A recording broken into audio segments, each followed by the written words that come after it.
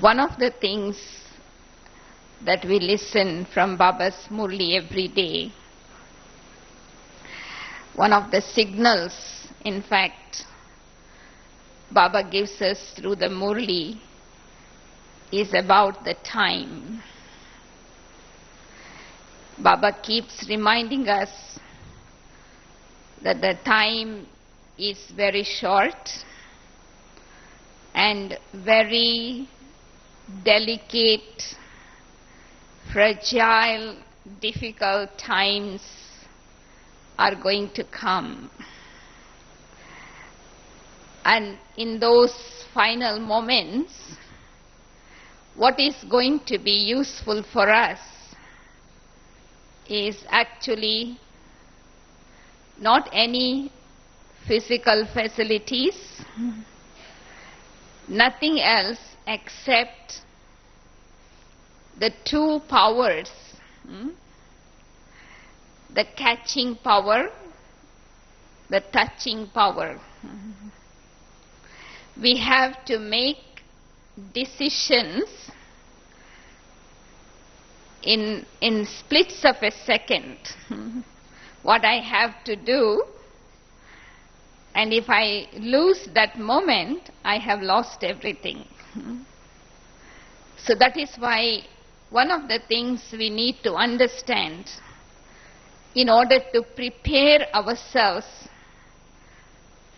to be ready to face those final moments is to understand and refine our inner faculties, make them clean and clear. Because when our inner faculties of the soul is clean and clear, they can work together in harmony and cooperation. So what are the 5 energies of the soul? We have to keep them together, clean them, make it clear so that they can help in making decisions. Mind, conscience, heart, attitude, and what we call chit, the track of the mind. Very subtle. When we have meeting of all these 5 energies of the soul regularly, we are able to empower them, we are able to energize them so that they can cooperate. Above all that is another very important energy or faculty, the intellect. Intellect is the decision making. So I was remembering something Daddy shared many months ago, how decisions are made in a village. In India, in a village, they have what is called panchayat. Panch means 5. So they choose 5 elderly people in the village and they get together to make the decision what's happening, what's going to happen in the village. So we can call these 5 energies of the soul as panchayat, the 5 things which has to come together, and above that, in a village, they have what is called sarpanch. That means the head who has the final say. So when we look at the soul, we can call the intellect as the sarpanch. And the 5 energies of the soul as the panchayats. So when we have regular meeting of these 5 together, then we are able to allow the intellect to make the right decision. In fact, I think we all can understand, the vessel in which we hold all our spiritual understanding is the intellect. Intellect is the vessel. Even Baba calls the intellect as the golden vessel which holds all this spiritual understanding. Even before coming to knowledge, in fact, whatever happens in human life is connected with what is happening in our intellect. So I would say that the first step in starting to clean our faculties is to check our intellect. What we need to check is what sort of understanding our intellect has. What sort of understanding our intellect has. I can ask this question to myself. Is the intellect caught up with material desires, or is the intellect filled with spiritual understanding? That's the first step. I need to ask myself this question. Of course, we know that when we become Baba's children, Baba's knowledge makes our intellect divine. There was an intellect in the soul, but when the intellect absorbs the knowledge of soul, God, drama, karma, that ordinary intellect begins to divinize itself. So we can say that God's wisdom actually makes our intellect divine. So ordinary intellect turns into divine intellect. So when my intellect is divine, my decisions are accurate. So when my intellect is devoid of God's wisdom, that is when we have problem in making our decision. So, as I said, the intellect is like sarpanch, the head. So we have to take care of our intellect at all time. What goes into our intellect? Dadi always says, in Brahmin life, we have to take care of 2 things. The company we keep and the food we eat. Why? Because the food affects the mind and company affects the intellect. And so, when our intellect is filled with God's wisdom, it becomes divine, and so that divinity is devoid of duality. How do you know your intellect is divine? When it is devoid of duality. So that is why it is very important to keep on feeding our intellect with spiritual understanding. So automatically the materialistic desires will move away when it is filled with spiritual understanding. But even in that, there are 4 stages in the intellect. Dadi gives many class on this subject. Sato Guni intellect, Sato intellect, Rajo intellect, and Tamo intellect. So when we become Baba's children, when our intellect becomes divine, we can say when our intellect becomes sato, pure and clean, we have to keep a lot of attention to move away from rajo and tamo. So what is the sign of rajo and tamo intellect? It's fluctuation. Yo-yo. Sometimes like this, sometimes like that. Sometimes faith, sometimes doubt, sometimes critical, sometimes appreciative. So I have to allow my intellect to be free from this middle level in order to allow accurate decision. It's only when my intellect is sato guni, not even just sato. That is why the golden aged souls are called sato guni souls. Their intellect is totally pure and clean without any kind of influences.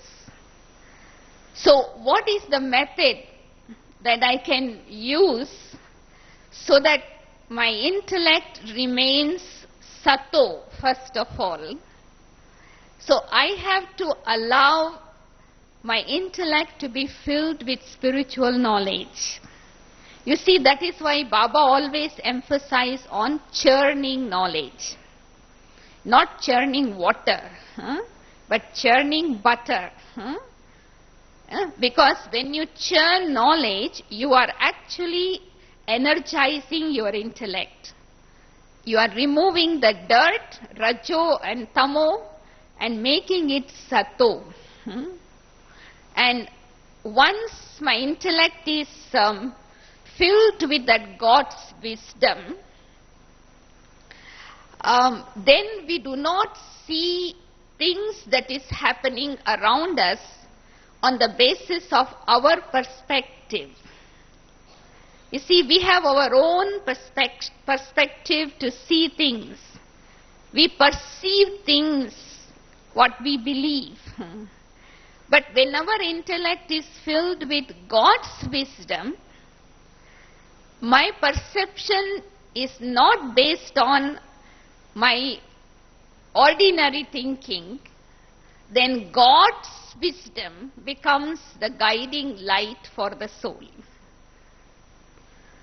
See, whatever decision I will be making is based on God's wisdom, God's knowledge.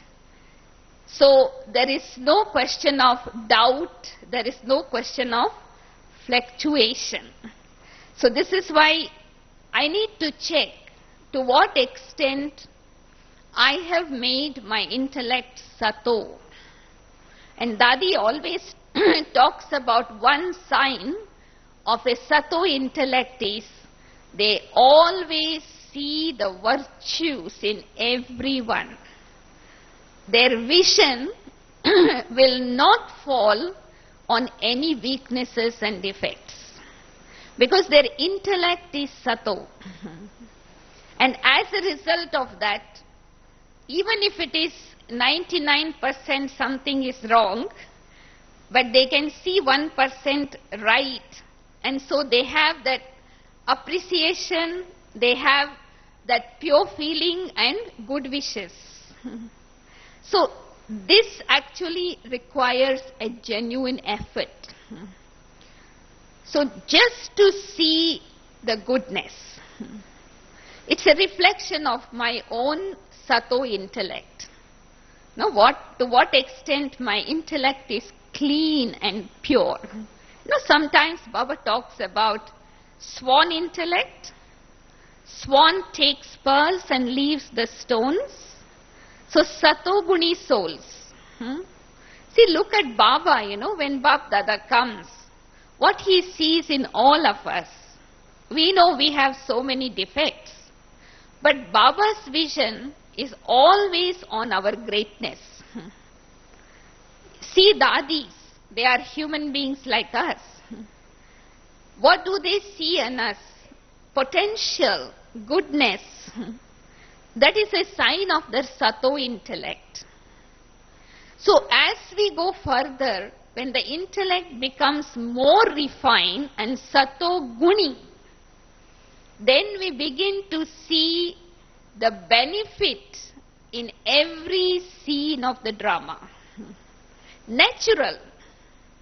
Now we keep attention, so sometimes we see and sometimes we don't see the benefit. And so as a result of that, what happens? We keep asking questions. Why this is happening? After coming to knowledge, this is not right.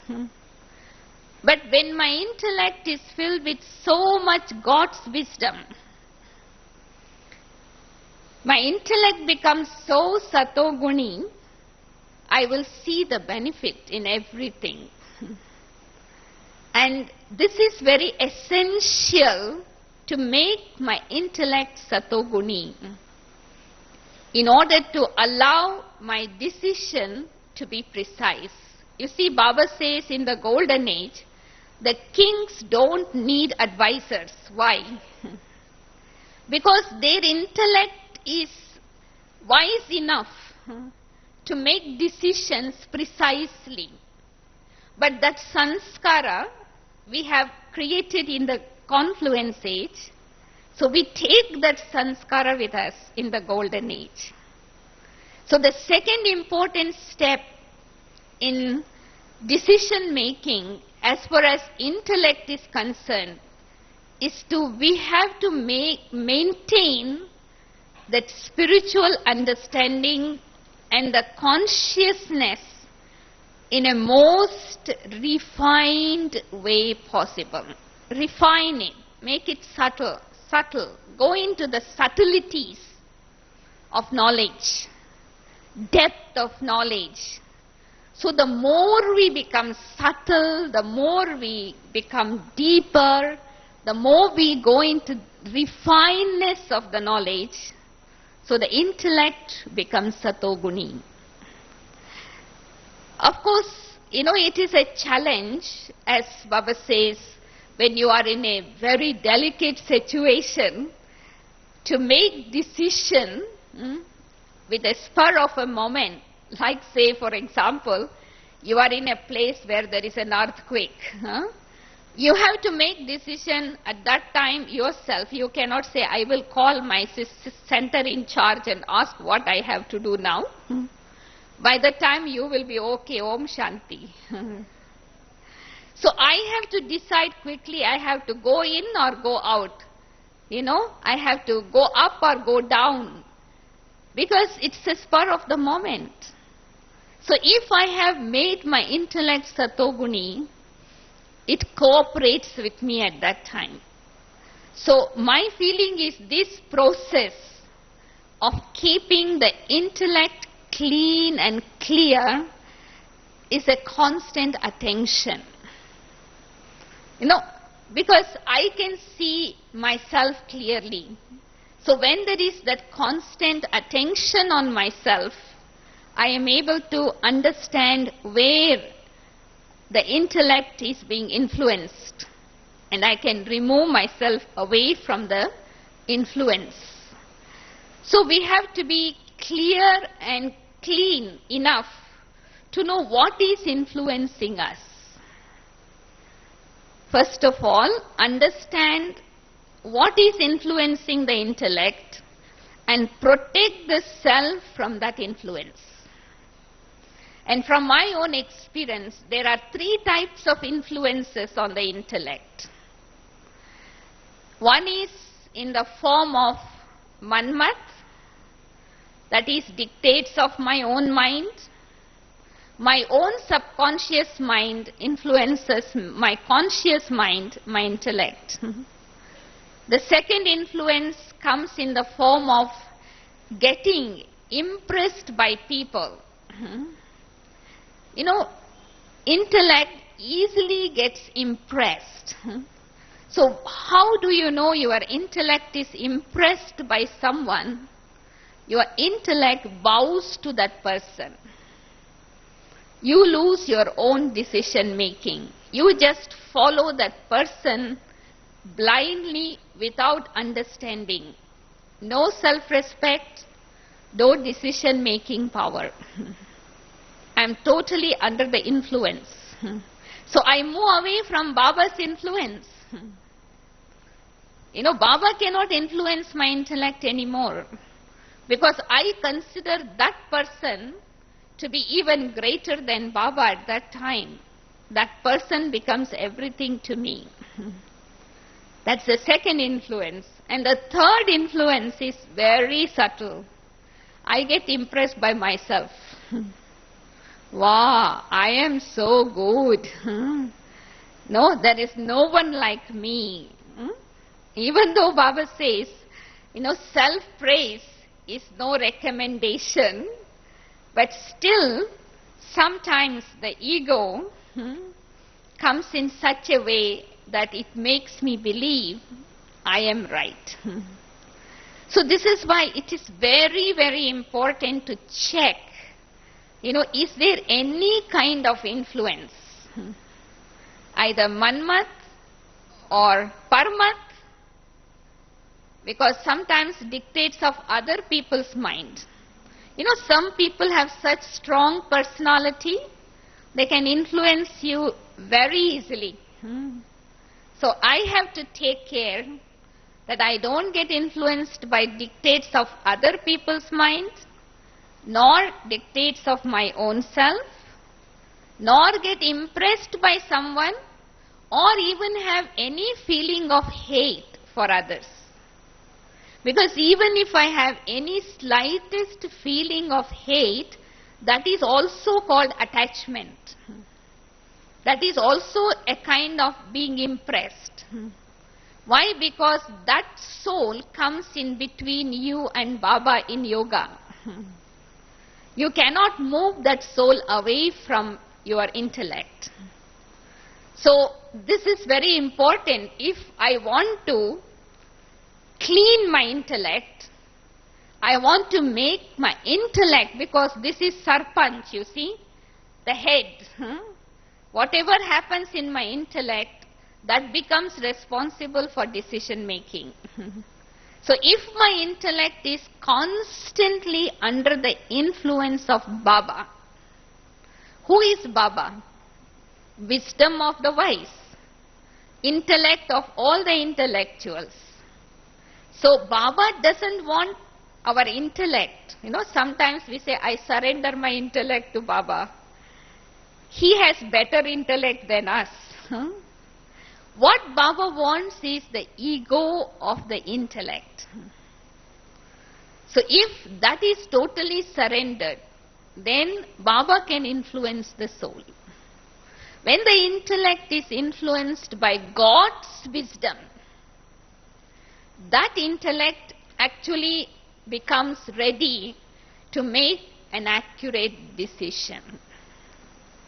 So that is one aspect, one faculty within the self we have to take care.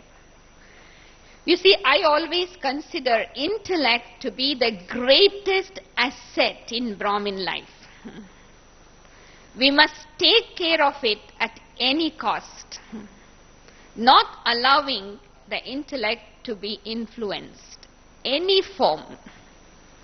Because doubt comes in the intellect, faith also comes in the intellect. It's the intellect that Maya attacks. If the intellect is intact, there is no fear. So give some time to yourself while you are here to clean the intellect from any kind of influences in any way. If you have had any form of influences up until now, write a letter to Baba and leave it to Baba before Baba comes, so that when Baba comes to us in person, he can influence his intellect, and the intellect can catch the touchings. Because see, if my intellect is not clear in the final moments, Baba can touch me, but I cannot catch. So I will not be able to make decision precisely. The second faculty which is very important in decision making is our mind. Even though mind is not directly involved, but it is connected. No, that is why in Laukik world people say everything is in the mind. You become what you think. So what is actually, if I want to really make accurate decision, first of all, I must teach my mind to be quiet. So Dadi's words always rings in my ears nowadays. What she says, don't think. Have you heard that? She keeps telling Brahmins, you people think too much. So don't think. So what it means, in other words, I have to make my mind quiet if I have to make precise decision. And of course, what helps to quieten my mind is when there is wisdom in my intellect, spiritual knowledge. When my intellect is filled with God's wisdom, so the mind has the power, the intellect becomes powerful enough for the mind to become quiet. Why our mind is not quiet today? Because intellect is weak. So mind take chance to suppress the intellect. Right? When someone is weak, the other person who is strong can influence, isn't it? So because we have not enough spiritual knowledge in our intellect, it's not powerful enough to make the mind quiet, so the mind bubbles all the time. And so once the mind is quiet, intellect is powerful, it can connect with God. Unless the mind is quiet, intellect is powerful, it cannot connect with God to receive that God's power to attain clarity to make precise decision. What happens sometimes, some Brahmins, they think that, okay, I am surrendered, God will make decisions for me. So we become like a spoiled child, We leave everything to God. Oh, God will make decision.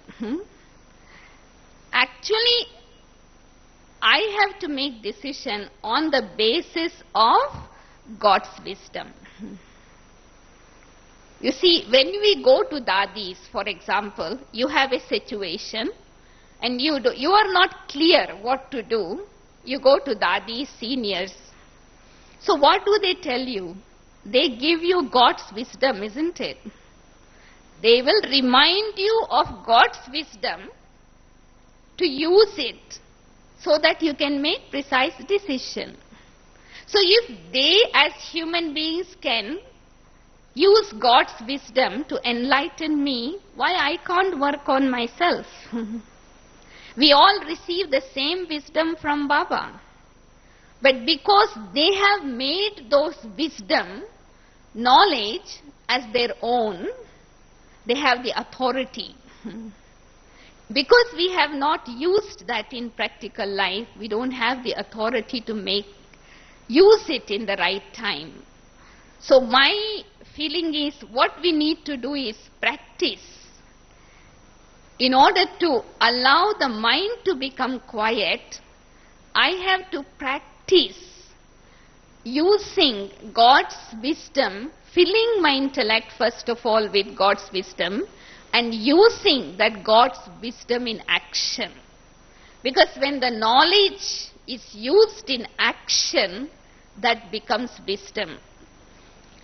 But we should never ever make decision when our mind is unstable, fragile, emotional. Because when our mind is not stable, it's fragile. When we make decision, we have to repent for that. So this is why we have to allow our mind to become quiet. Just like, for example, if you want to see the sediments in the water, you cannot see them when the water is moving, isn't it? You have to allow the water to settle down. Then you can see the sediments at the bottom. So every now and then I have to really create that quiet, inner quiet, so that I am able to allow the intellect to be filled with God's wisdom. I can connect with God. But of course, sometimes we may not all have time. Externally there may not be quietness, but we should develop a hobby to go into our inner room. Create a room within your own self where you can have that quietness. So you accumulate that power of quietness, then the mind cooperates with the intellect to make decision. Because mind has to cooperate with the intellect in making decision. If the mind is not cooperating, there is a duality. The feelings are different, emotions are different, analytical thinking is different. So we are in conflict with ourselves. To do, not to do. To say yes or no. So it's like a split personality. So, instead of suppressing my mind, I should talk to my mind. To quieten the mind, I must have a dialogue with my mind. Just like a mother, if she wants to quieten a baby which is making noise, so she has to have a dialogue. So with dialogue we quieten the mind, then the mind agrees to cooperate with the intellect, and we can work together to make precise decision. But one important attention is, never ever make a decision when your mind is in fluctuation. Take your time. Let the mind become quiet. So if my mind is not quiet, I must look into my intellect, how powerful it is. So what power is lacking? Fill your intellect with more spiritual understanding. Create a hobby of filling your intellect with spiritual understanding. That power of the intellect will quieten the mind. So that is the homework we have to do. Once we asked Dadi Janki, she always says, don't think, don't think. So we said, Dadi, how we cannot think? We have to think, before we do anything. So she said, what I mean when I say don't think means, when you have to do something, you get a thought and you do it and finish. The thoughts about the job that you have finished should not come after the job is finished or before you have to do it. It just emerges at that time, you do it, you finish. So that means you are not thinking too much before you are doing, and you are not thinking about it after you have done. So that is the definition Dadi said, don't think. So that means in a mind which is quiet, it is man mana bhav stage. Quiet mind is in man mana bhav stage. There is only one Baba and none other. That is what we see in Dadis, Like people go in front of Dadis, and Dadi was not thinking about that person who is going to come. But when the person comes, immediately it emerges in Dadi's intellect what she has to say, and then after that, finish. There is no repetition of what has been said. After 1 minute, it merges. So I think we should really train our mind while we are here this time to make our mind so quiet. They say there are 3 gifts we can give to ourselves: a quiet mind, a quiet love, and a quiet life. Of course, quiet life is physical, quiet mind is spiritual, and quiet life is actually practically, we can say it is, emotional. So when our mind is quiet, automatically other 2 gifts will come to us. So that is the second homework, to look after our mind in order to allow our intellect to make precise decision. The third faculty, very important in decision making, I'm sure you all must have guessed already, the conscience. Now, do you know where is the conscience in the soul? We only talk about mind, intellect, sanskaras, right? So where is the conscience? Actually, the conscience is submerged in the intellect itself. Sometimes we say intellect is the head and conscience is the heart. Not this heart. Usually when we talk about heart, we show like this. People think here. It's not here. Actually, it is an aspect of the soul. So, what is conscience actually? According to Baba's knowledge, it is defined as the seat of truth. It is a seat of truth. So, when can you listen to your conscience? If I have to make precise decision, I must listen to my conscience, because it speaks the truth. Whether you are in knowledge, whether you are not in knowledge, doesn't matter. Conscience is always a seat of truth. So if I make decisions without listening to my conscience, that means my intellect is dysfunctional.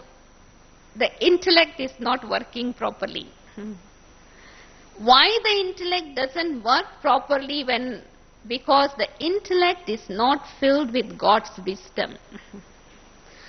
So my experience after coming to knowledge is, I can make accurate decision only when my conscience, when my intellect is dictating my conscience. When my conscience is dictating my intellect, whatever decision the intellect makes is precise. So this is why it is very important to keep our conscience awake. See, when we say that when we come to Baba, Baba gives us the third eye of wisdom. Baba awakens our conscience. It was sleeping. So when I understood the knowledge of the soul, the intellect accepts it, the conscience is awakened. So the more you fill your intellect with Baba's knowledge, pure knowledge, Murli actually I would say. Real Gita is Murli. Nowadays it has become a fashion to read books written by this author and that author, and sometimes Baba's children get so impressed, But in fact, those people who have written those books, they also must have taken Baba's knowledge somewhere.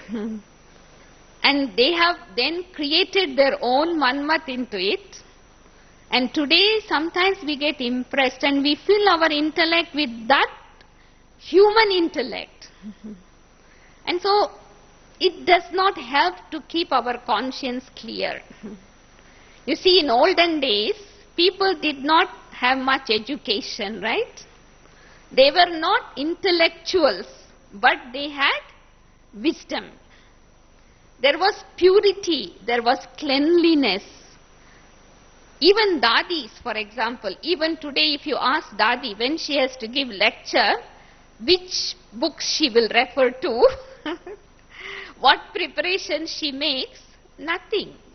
She will just remember what Baba said in the Murli that morning, or what Baba used to say when he was in Sakar, and only Baba in their intellect.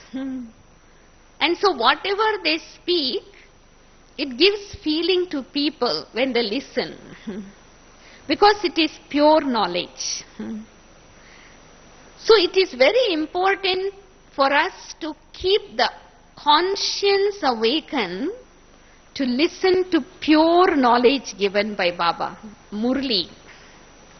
It is actually truth, real Gita. So then I am able to make my intellect function properly. So when my intellect is not filled with spiritual knowledge, it's influenced by other things, day-to-day experiences, then what happens, The mind starts speaking its own language. Mind gets the freedom. Because intellect is busy with its own day-to-day experiences. So the mind starts speaking its own language.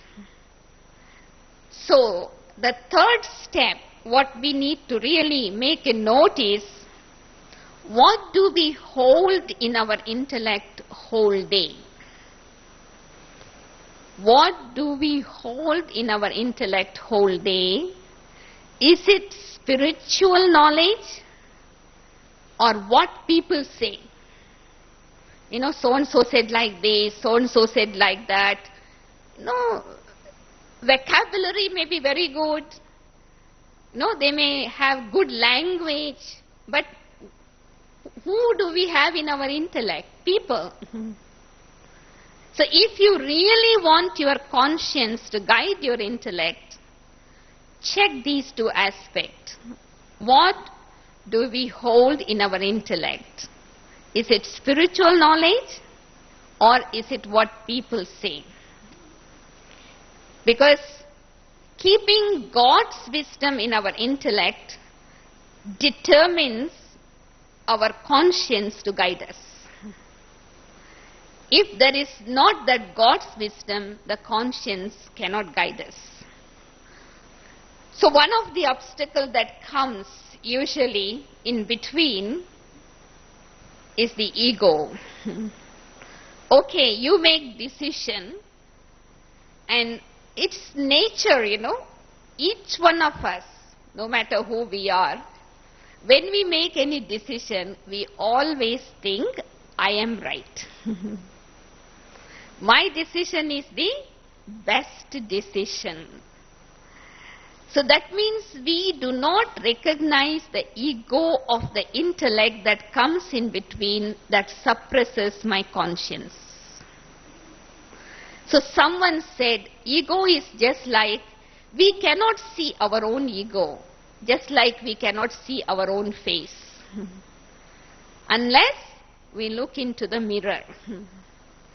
So, which is the mirror I have to look into in order to clean this kind of influence on the mind? The mirror of understanding. I have to look into the mirror of knowledge. Then I am able to see myself clearly. Then I am able to allow my intellect to be filled with God's wisdom so that it can become strong. So, quiet mind, in essence, I would say, quiet mind is able to listen to the voice of the conscience. Quiet mind. So this is why the traffic control, just a moment, just a minute, we said. We don't really practice, but we stop physically, but mentally meter is running.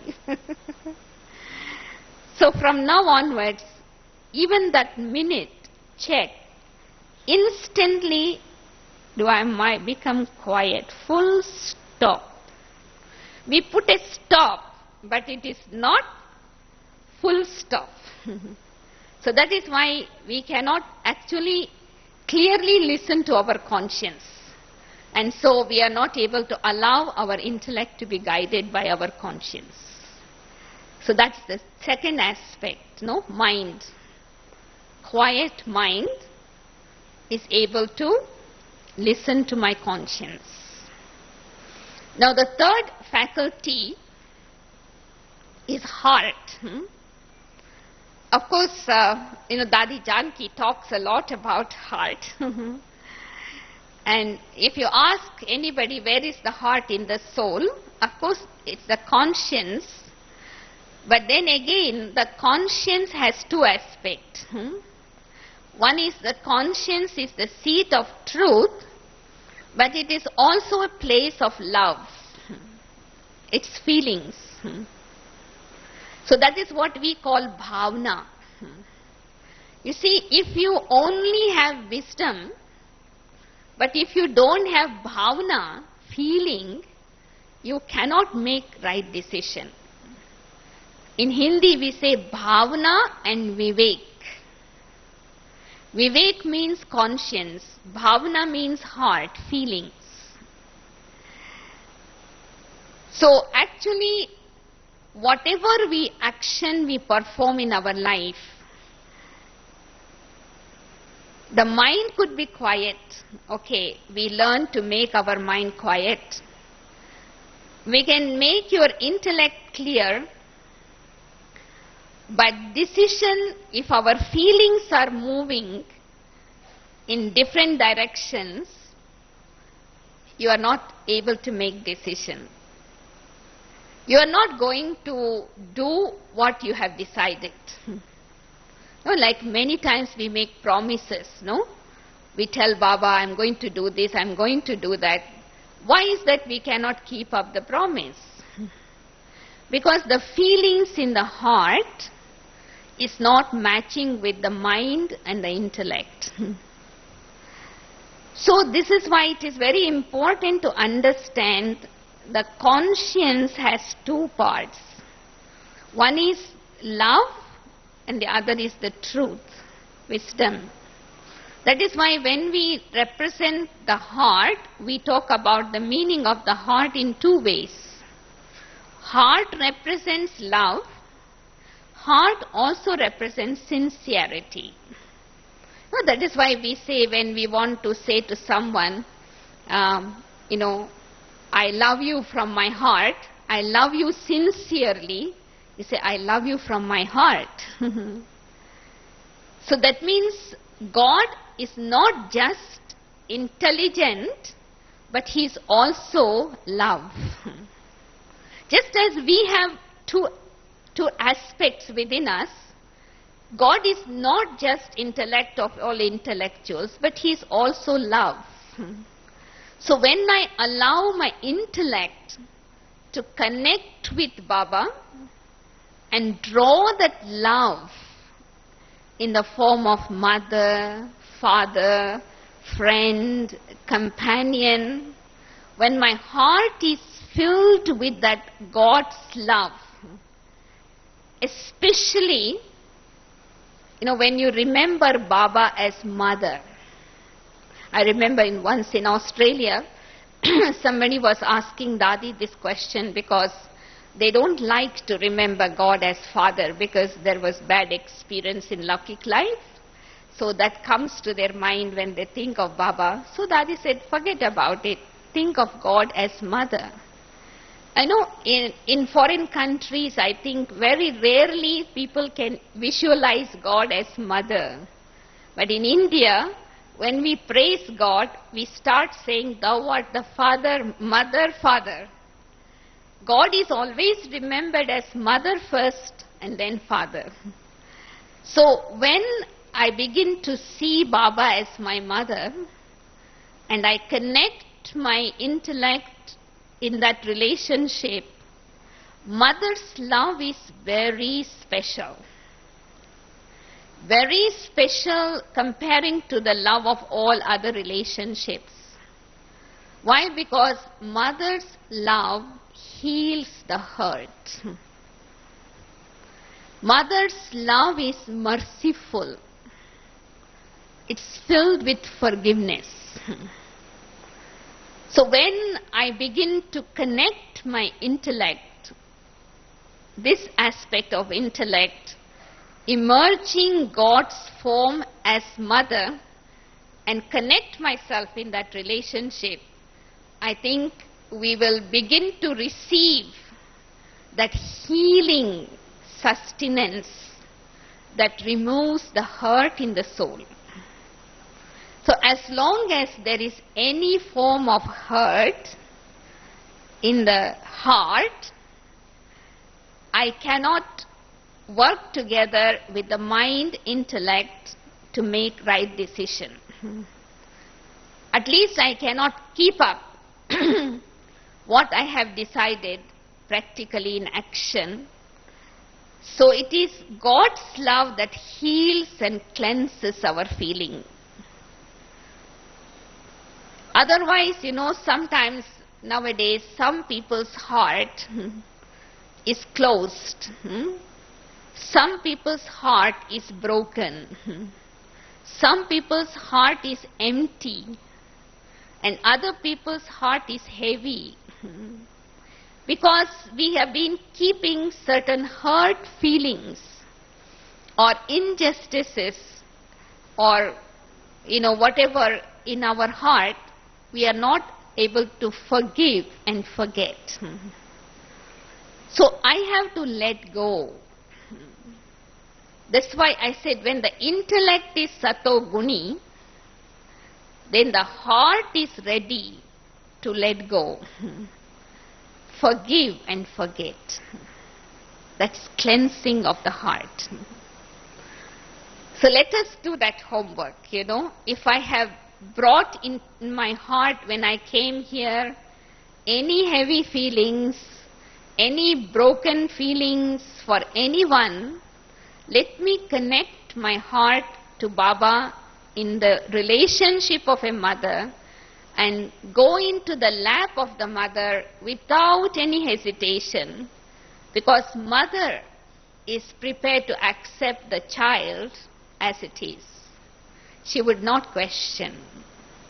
So when I am able to forgive myself, I am able to forgive others. When I am able to let go of the past of myself, I am able to let go of the past of others. And so it is very important to clean our heart from any negative feelings, any bad feelings, any ill feelings. When the heart is filled with that good feelings, positive feelings, then the conscience can easily dictate the intellect to make right decision. So that is the third faculty of the soul that we need to work on. The fourth one, I was talking about the chit. This is very subtle. Now the question is, where is the chit? Where is the chit in the soul? Actually, we asked this question to Dadi Janki once. Actually, chit is an aspect of the sanskara. Chit is nothing but combination of karma and relationships. Because in relationships in the past, we have performed many karmas, means actions, and that is in the sanskara. And certain sanskaras we have erased with understanding, certain sanskaras we have transformed, but some residues, chit is the residue of that action. I don't know whether translators can understand.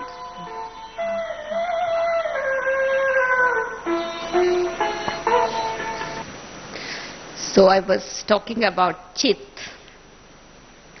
It's translated as track of the mind.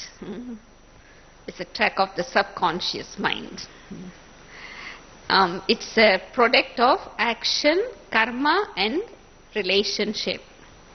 So we must have settled a lot of karma in our relationships, but we may have kept a little residues.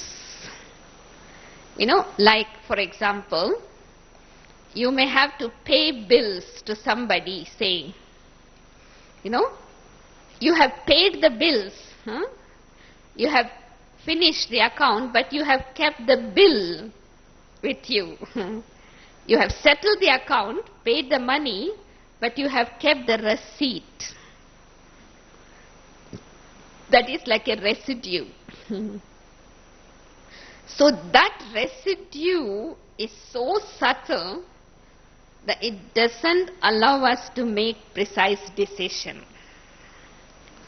So when we are in relationship now, that residue, I had so much karmic account with this soul, I have gone through so much all these days with this soul. That consciousness is a residue. So that blocks my intellect in making precise decision. So we have to clean that slate. That is why, Dadi has been telling us, even to think about what happened 1 hour before is like becoming a thief. Why? Because I am taking something which is not mine. It's gone already. It's a sin to think about the past. So that means I have to clean my chit from the residues. So this is where I cannot see those residues just like that. I have to have a microscopic vision. Vision towards myself have to be microscopic. In one of the recent classes, Dadi was saying, she was talking about tools for realization. And one of the tools she was talking was introversion. So you cannot see these residues if you are not introvert, and if you don't have solitude, and if you don't have concentration. You have to go into the cave of introversion, and you have to create an atmosphere of solitude and concentrate, focus. Then you will see the residue very clearly. The moment you see, you realize that is the moment it's erased. You understand? So this is real bhakti. You don't have to sit in a Baba's room for bhakti, but put yourself into this kind of experience, process. So when the chit is clean, it is so easy to make decision without any kind of fear, hesitation, doubt, suspicion, guessing.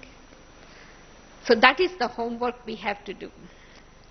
See, in India, when devotees go in front of God, they say to God, "Oh God, मेरा अवगुण आप अपने चित्त पर नहीं रखो." याद है? They say, "Oh God, don't keep my defects in your chit." Why will God keep my defect? But we are so scared of our own defect. We are so guilty. We are telling God, but we are not working on ourselves. So give some time to yourself. You may have settled the account. It's already over. But that subtle awareness, that actually becomes a mountain, which doesn't allow me to keep my intellect clean and clear. The last faculty is attitude. Of course, attitude plays a very important role in decision making. No, that is why the slogan Baba has given for us is, as is your attitude, so is the atmosphere. See, attitude, that if I want to define, I hope I am right, attitude is thought plus feelings is equal to attitude. Thought plus feelings becomes attitude. And attitude is shown in the form of an aura around yourself. That is why we say, as is your attitude, so is the atmosphere. Atma sphere. Sphere means aura. So you cannot hide your attitude. It goes into the air, out, like the fragrance of the air freshener. So this is where I have to make sure that my attitude don't influence in my decision making. So I have to keep my attitude always elevated. Elevated in the sense, my attitude is totally clean, so that I don't have any kind of fear. Sometimes we say, everybody is talking about me like this. I don't know why. Why this is in the atmosphere about me. But of course, it has not spread in the atmosphere without reason. Just like we say, there is no smoke without fire. Can there be a smoke without fire? You may not see the fire, but you can see the smoke. So if there is something about me in the atmosphere, that means I have to check my attitude. Do I have, positive attitude, pure attitude towards myself, first of all, towards others? If there is anything mixed in my attitude, it goes into the atmosphere. You don't have to say, people will talk about it. So that actually influences my intellect to become weaker. So that is why we have to really take care of our thoughts. See, there are 6 aspects of the mind. I hope you may know that. I just repeat it for the sake of revision. The first aspect of the mind is smriti. Smriti means awareness. So as is your awareness, as is the smriti, then the second one is sthiti. Sthiti is state of mind. So as is your awareness, so will be your state of mind. So then comes the third aspect, as is your sthiti, so will be your vritti. Vritti is attitude. So if my attitude is not clean, where should I check? I should check my smriti. If the awareness is not positive, then my attitude will not be positive. That is the root. Then as is my attitude, the fourth aspect is drishti. As is my attitude, so is my vision. Then the fifth aspect is, as is my drishti, so is my srishti. So you create a world according to the way you see the world. Drishti and srishti. And the last one, as is your smriti, so is your kriti. Kriti means action. So if my actions are not right, I have to go back to my smriti.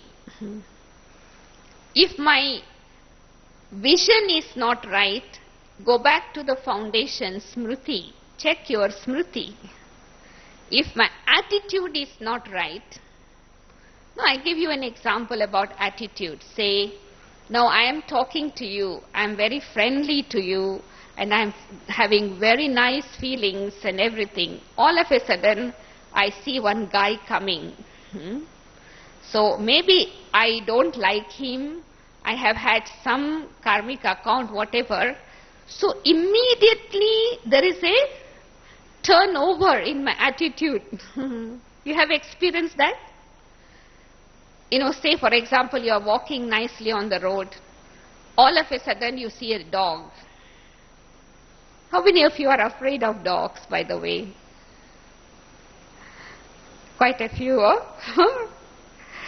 Of course, the subconscious mind becomes conscious, isn't it? You may have had experience in the past being bitten by dog, and so that experience becomes alive when you see.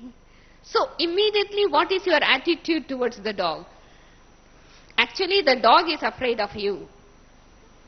In fact, it's afraid of you and it wants to run away from you. But my attitude actually attracts the dog towards me. Have you experienced that? I am the one who is attracting the dog towards me because my vibrations are pulling the dog towards me. Instead, it wants to go away by itself. So what is the best way? See, your attitude creates vibrations, So if you have an attitude of friendliness, you go on your way and the poor dog goes away. So actually my decision to run away makes the dog to follow me. So attitude changes very fast, just like there is an animal, which changes its color according to the tree it is moving on. So our attitude keeps changing because we are not having the right smriti. So what we have to work on to keep our attitude elevated is our awareness. You see, we all have two habits: awareness, remembrance and forgetting, right? Is there anyone here who say, I don't know how to remember? Is there anyone who say, I don't know how to forget? Is there anyone? We all know how to forget. We all know how to remember. But the only mistake we make is, we remember what we are supposed to forget and we forget what we are supposed to remember. That's all. So if you want to make your elevated attitude, remember. Then what you have to forget is automatic. You don't have to think about what you have to forget. You understand? You remember. Just like, when we sit in meditation, what we do? We only think about, I am not body, I am not this eyes, I am not this mouth. Actually, you are reinforcing what you are not. So you are not meditating. That is no meditation. Why you are thinking what you are not? Meditation is to think what you are. So you only think what you are. So what you are not is automatically forgotten. Just like if there is darkness, say for example, what do? You sit there and say, it is dark, it is dark, it is dark. You just switch on the light. So when you switch on the light, what happens to the darkness? It runs away. So what I have to do? To practice more of the awareness. Until I become embodiment of awareness. Of course we don't forget, but we don't even remember. So what Baba wants us to practice to become the embodiment of awareness. Then only you can conquer attachment. Embodiment of awareness to such an extent that you don't even remember what you are not. For example, in Copper Age, we forgot we are soul to such an extent that we thought we are only body. Now we have to practice soul consciousness to such an extent we melt body consciousness. And that is why in Mahabharata, what they say, Pandavas won the war and they went into the Himalayas and got melted. It's not real, it's a story, tall story. So Avyakt Bapdada once mentioned, in fact, it is our example. To go on the top of the Himalayas and getting melted means to melt body consciousness is as difficult as climbing the Himalaya mountain. So I have to practice. See, this is why Baba said you have become practicing yogi but not a practical yogi. So practical yogi means think and do together. Not like I think I am a soul now and after some time I become soul conscious. But together. So once we are able to bring all these 5 energies together, what I said in the beginning, Panchayat. So then I am able to work together using the power of the intellect. See, one of the signs by which I know I am a master, I am soul conscious, is intellect. The sarpanch, I was saying head. Intellect is awake, active, alert. So when the intellect is in this kind of way, the 5 energies of the soul come together. But the only problem with Brahmins is intellect goes to sleep every now and then. Take a nap. That is called carelessness. Carelessness means half sleep.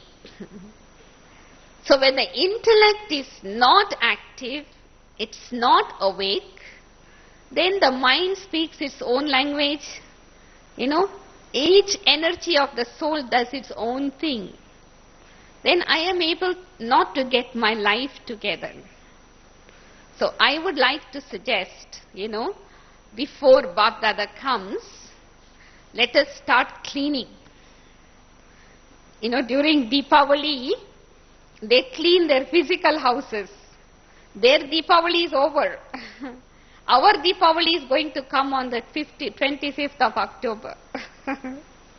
Because Baba, the ever-lit light, is coming to meet all the lights.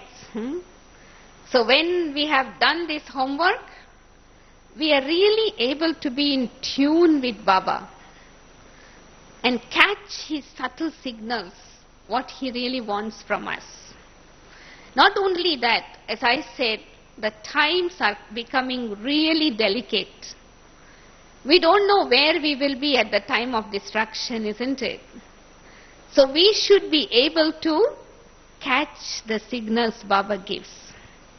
So that is why it is very important to keep the intellect clean and clear, the mind quiet, conscience clear, heart filled with good feelings, attitude elevated. Then I don't have to think whether I have decided the right or not. So if I am able to, check every night, not leave it for too long, to spend a little bit of time reflecting how I have, conducted myself today. You see, Sakar Baba used to say that before he became an instrument to Shiv Baba, he used to talk to his mind, intellect and sanskara, And he has given many ideas for us to use. Like, for example, every morning after Amrit Vela, call a meeting of all your energies. Your mind, your intellect, your heart, your chit, your attitude. Call a meeting and assign duties to them. What you have to do today. What I am going to think, how I am going to keep my mind, how I am going to keep my heart, how I will have my chit. And then, during the night, call a court. What they call kacheri, Call a court to find out whether they did all the job or not. So you know which one has deceived. And then what you have to do? You punish that faculty so that they don't repeat the same thing tomorrow. So that means realize why that faculty has deceived me and then transform. But then again, Dadi Gulsar was telling once, it's not enough to check only at night. It's also important to check every now and then during the day. So that I don't have to make the same mistake again and again during the day. So actually, when we have this habit of checking the self, we are able to change our inner faculties, clean our inner faculties better. Attention and checking. Two partners of self-progress, I would say. Attention and checking. When I have attention on myself, I check, I move forward. Because the purpose of having checking is change. Many times Brahmins become disheartened. Why? Because they only check and they don't change. Actually, I should check and change. Then I will never become disheartened. Then I will constantly move forward. So I hope I was able to share with you some thoughts that would help to enhance our power of decision making so that we can be successful. It's all depending on our decision, isn't it? Yes or no. It takes only 1 second to say yes or no, but that can influence our whole life. So that 1 second decision is based on keeping my inner faculties refined, subtle and deep enough, so that they cooperate with me whenever I need. So that is something that we have to practice in the confluence stage. So it's like when you start doing this homework, you feel like you are in a bhatti. It's like creating my own inner room. I go into the cave of introversion and I start talking to myself. So the more we talk to ourselves, the more we come close to ourselves, we remove the fear we have about ourselves. And when I have removed the fear about myself, I don't have fear about anybody. The greatest fear that we all have is to face ourselves. So be yourself, go into the depth, cleanse your inner faculties using some of these methods. So you become light, you become quiet, you become bright, and you will be full of might, so that you can fly together with Baba and enjoy Baba's company, not for 1 minute, but for all time. Om Shanti.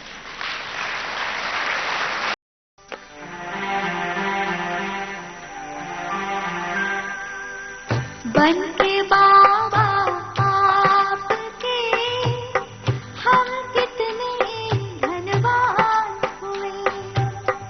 बनके बाबा आपके